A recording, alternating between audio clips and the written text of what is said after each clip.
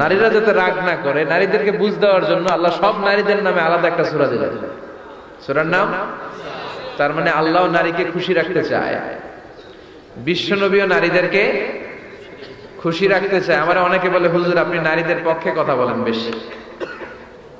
আমি সবার পক্ষেই বলি, যার যেটা অধিকার তাকে সেটা দিতে হবে, ঠিক কিনা? নারীরা সম্মানিতা, তাদেরকে সম্মান দিতে হবে। বিশ্বনবী তাদেরকে সম্মান দিতেন। মা আয়েশাকে বিশ্বনবী সবসময় আগে সালাম দিতেন। সুবহানাল্লাহ পড়ে। খাদিজা রাদিয়াল্লাহু তাআলা আনহাকে আল্লাহ তাআলা আরশের উপর থেকে সালাম পাঠিয়েছেন। এজন্য নারীদেরকে সালাম দিবেন বেশি বেশি।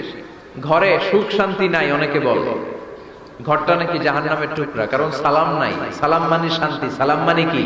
সালাম মানে, চিল্লায় বলেন, জান্নাতীরা যখন জান্নাতে ঢুকবে, ফেরেশতারা জান্নাতীদেরকে কি বলবে? সালাম, শান্তি। Enter the paradise with peace and security. শান্তি এবং নিরাপত্তার সাথে জান্নাতে ঢুকে যান। এজন্য ঘরটারে শান্তিময় বানাতে চাইলে সালাম দিতে হবে। কি দিতে হবে? আজ থেকে স্ত্রীকে সালাম দিবেন তো ইনশাআল্লাহ পড়েন। আমার মাইকের আওয়াজ যদি বোনদের কানে যায়, মাদের কানে যায়, আপনাদেরও বলি, আপনারাও আগে আগে সালাম দিবেন। এই দৃশ্য বাচ্চারা দেখলে বাচ্চারাও সালাম শিখবে, ঠিক কিনা?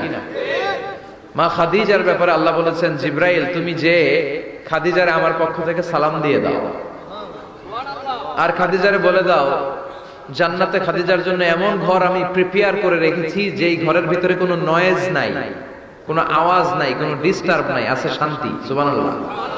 কারণ বিশ্বনবীর জন্য খাদিজা নিজের ঘরটার এরকম নয়েজহীন, কোলাহল মুক্ত, শান্তিময় করে রেখেছিলেন।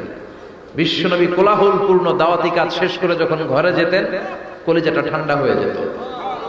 বিশ্বনবী